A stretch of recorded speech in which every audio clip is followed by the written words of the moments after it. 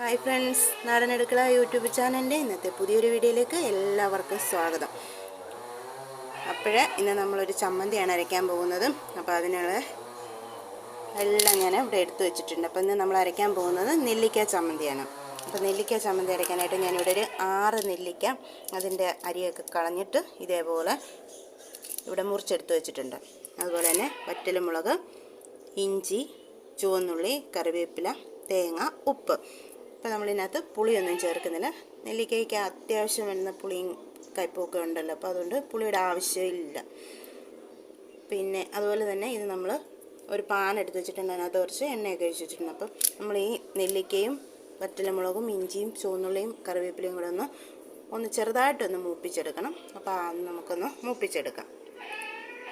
അപ്പോൾ നമ്മുടെ എണ്ണയൊക്കെ ചൂടായി വന്നപ്പോഴത്തേനും ഞാൻ അതിലേക്ക് വറ്റൽമുളകും ഇട്ട് കൊടുത്തിട്ടുണ്ട്. വറ്റൽമുളക് ഒന്ന് കരിഞ്ഞിട്ട് വേണം എടുക്കാനായിട്ട്. അപ്പോൾ അതിൻ്റേതായിട്ടുള്ള വെള്ളം ഉള്ളത് കൊണ്ടാണ് പൊട്ടിട്ട് വയ്ക്കുന്നത്.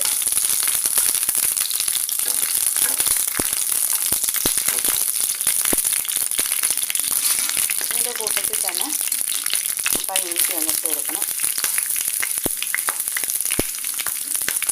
അതേപോലെ തന്നെ കറിവേപ്പിലയും കുരുമുളകും കൂടി ഇട്ട് കൊടുക്കാം. അതിനകത്ത് കാന്താരിമുളക് ഇല്ലാത്തത് കൊണ്ടാണ് ഞാൻ മറ്റൊരുമുളക് അരയ്ക്കുന്നത്. മുളക് പൊടി ഇട്ട് കഴിഞ്ഞാൽ ടേസ്റ്റ് കാണത്തില്ല ചമ്മന്തിക്ക്. ഒന്നെങ്കിൽ മറ്റൊരുമുളക് ഉപയോഗിക്കുക, അല്ലെന്നുണ്ടെങ്കിൽ ഏറ്റവും ഹെൽത്തി ആയിട്ട് നമുക്ക് കഴിക്കണമെന്നുണ്ടെങ്കിൽ നമ്മൾ കാന്താരിമുളക് തന്നെയാണ് നല്ലത്. അപ്പോൾ ഇല്ലാത്തത് കൊണ്ടാണ് ഇങ്ങനെ ചേർക്കുന്നത്. അല്ലെങ്കിലും നെല്ലിക്ക നമ്മൾ കഴിക്കുന്നത് വളരെ നല്ലതാണ്.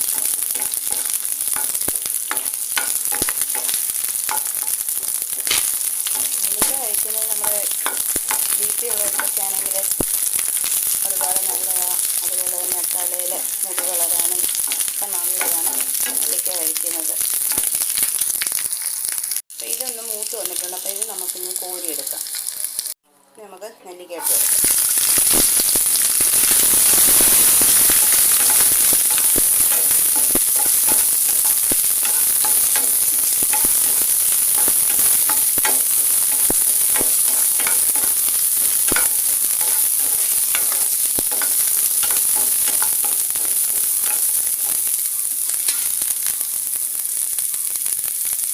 അതൊന്ന് ചെറുതായിട്ടൊന്ന്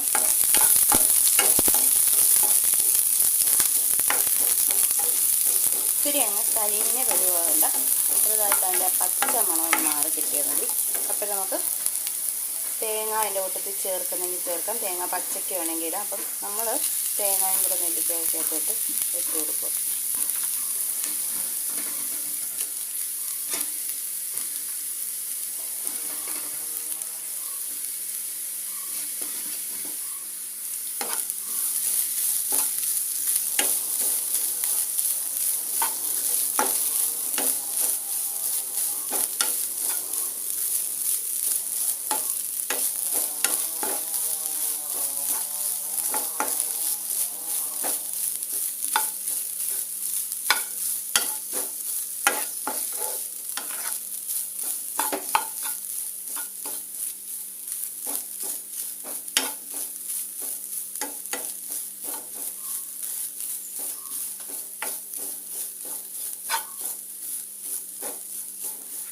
നമ്മൾ രാവിലെ അരച്ച് കഴിഞ്ഞാൽ അത് വൈകുന്നേരം വരെയൊക്കെ കേടുകൂടാതിരിക്കണമെന്നുണ്ടെങ്കിൽ തേങ്ങ ഒന്ന് ചെറുതായിട്ടൊന്ന് ചൂടാക്കി അരയ്ക്കുകയാണെന്നുണ്ടെങ്കിൽ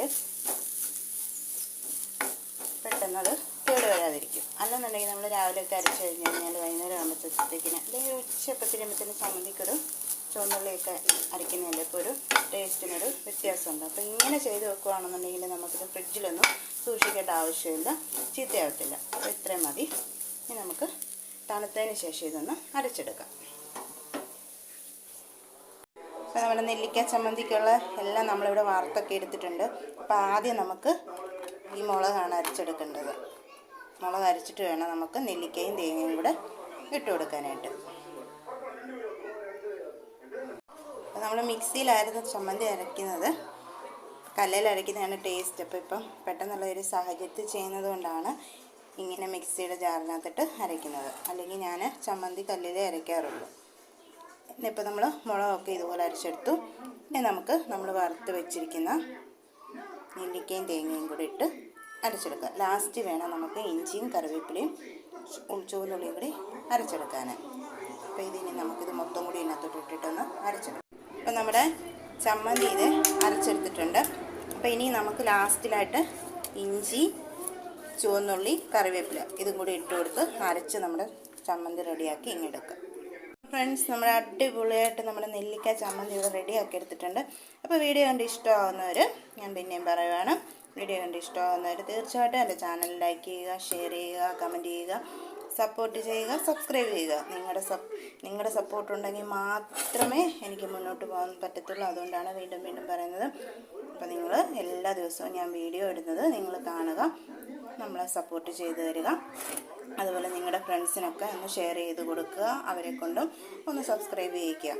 അപ്പോൾ വീണ്ടും ഇതേപോലെയുള്ള നല്ല നല്ല വീഡിയോകളുമായിട്ട് നമുക്ക് നാളെ കാണാം.